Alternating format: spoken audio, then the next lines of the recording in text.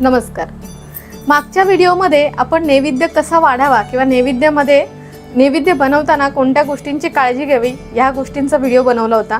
आजच्या भागामध्ये आपण कोणत्या देवतेला कोणते अन्नपदार्थ प्रिय आहेत हे आपण बघणार आहोत. विशेषतः श्रावणामध्ये आपण शंकराचा कुठला तरी उपवास करतो, जसं की सोमवार असेल किंवा आपल्याकडे काही रुद्राभिषेक असेल त्या दिवशी आपण पूजा करतो. तर शंकराला काय आवडतं? आपण खूप सारे पदार्थ जरी बनवले तरी शंकराला अत्यंत प्रिय आहे तो म्हणजे दही भात. त्यामुळे तुम्ही जर नैवेद्य वाढलत आणि त्याच्यामध्ये दही भात नसेल तर तो नैवेद्य अपूर्ण समजला जातो. त्यामुळे शंकराच्या नैवेद्यामध्ये दही भाताचा समावेश आवर्जून करा.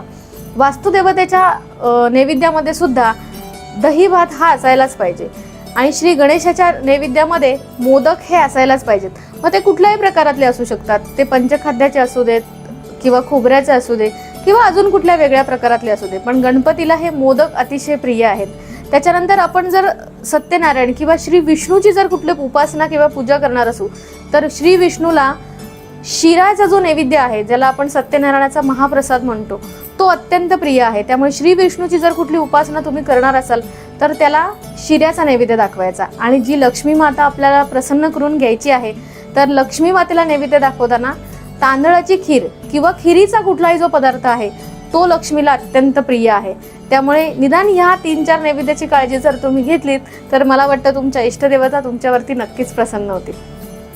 धन्यवाद.